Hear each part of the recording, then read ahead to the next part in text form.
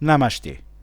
Olá amigos, sejam bem-vindos ao nosso vídeo Sodoma e Gomorra e o Sexo, parte 1.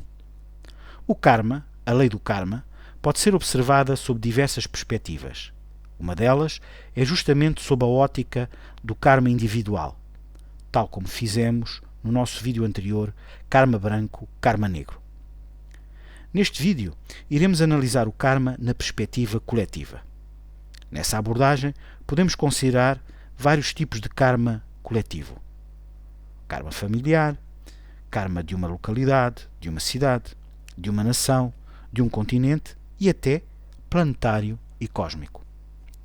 O karma não afeta só as criaturas isoladas, mas também grupos de seres mais ou menos alargados, conforme o caso. O mito de Sodoma e Gomorra é um dos mais ricos na forma como ilustra o funcionamento dos karmas coletivos. Encontramos esta história no Gênesis, o primeiro livro da Bíblia, nos capítulos 18 e 19.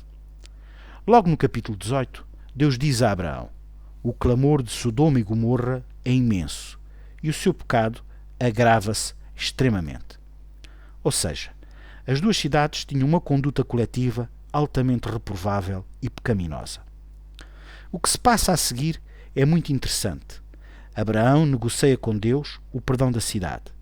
Ele pede a Deus que tenha compaixão de Sodoma e Gomorra. Diz Abraão ao Senhor: vais exterminar ao mesmo tempo o justo com o culpado? Talvez haja 50 justos na cidade. Vais matá-los a todos? E Deus responde: se encontrar em Sodoma 50 justos, perdoarei a toda a cidade por causa deles. Antes de continuarmos, é bom esclarecer o conceito de justo na Bíblia. Um justo não é um homem com sentido de justiça, mas aquele que tem uma conduta correta, um comportamento eticamente dirigido, um devoto de Deus no sentido mais profundo do termo.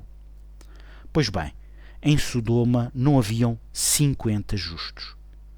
Abraão continua a negociar com Deus. 45, 40, 30 e, por fim, 10. A cidade não tinha 10 justos, 10 homens retos. É muito interessante esta negociação. Ficamos a saber que um grupo, mesmo que pequeno, de homens bons, pessoas virtuosas, serve como um escudo protetor para uma comunidade. Não era o caso de Sodoma. A cidade não tinha nem 10 justos. O pecado, a ignorância espiritual, reinava e aquele povo acumulava um karma negro terrível, medonho. Nestes casos, a misericórdia divina prefere destruir radicalmente a comunidade do que deixar aquele povo cair numa situação em que já não haja saída. Um povo como uma doença, mal comparada, é claro, infecciosa, que afeta um grupo restrito de uma manada de vacas. É preferível abater esse grupo de 20 vacas do que a doença se espalhe para a manada de 1000 vacas. É um mal menor. Aquela comunidade de 2 cidades estava infectada por uma doença grave, moral.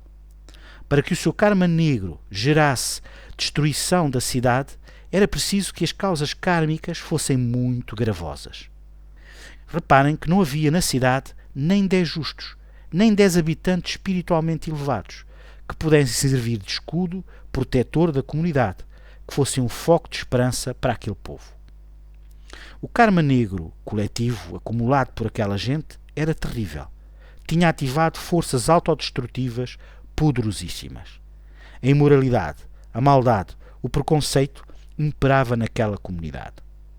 2 anjos tinham sido enviados para gerirem o desenrolar, o desencadear das forças destrutivas. As forças kármicas nunca são cegas. Elas são dirigidas por inteligências superiores, por entidades espirituais elevadas. Na ciência espiritual, essas entidades são conhecidas como os senhores do karma. Os anjos do mito corporificam, personificam estas inteligências. Estes seres gerem a forma como as forças destrutivas vão afetar cada habitante, cada pessoa visada. Salvam, inclusive, os que não têm um karma em sintonia com o karma coletivo. Neste caso, foi a família de Lot. Lot, a sua mulher e as 2 filhas são salvos. Os anjos são claros quando se dirigem a Lot. Salva-te. Se quiseres conservar a tua vida, não olhes para trás. Foge para o monte. De contrário, morrerás. Olhar para trás significa ficar apegado aos valores, às práticas de Sodoma e Gomorra. A planície, aqui, simboliza o pecado, a imoralidade, a maldade, o preconceito. A morte anunciada pelo anjo é muito mais do que a morte física. É a morte espiritual, que tem consequências gravíssimas, como veremos mais adiante. Fugir para o monte simboliza elevar a consciência, ter um padrão mais elevado, moral e espiritual.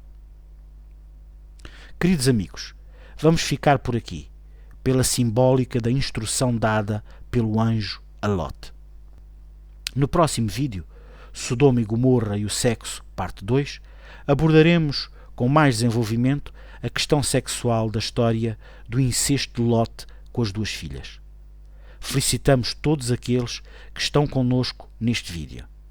Se desejarem conhecer com mais profundidade estes e outros temas da ciência espiritual, da religião sabedoria, entrem em contato connosco através do nosso e-mail joãodavis63@gmail.com. As maiores felicidades e estejam atentos ao nosso próximo vídeo. Shalom.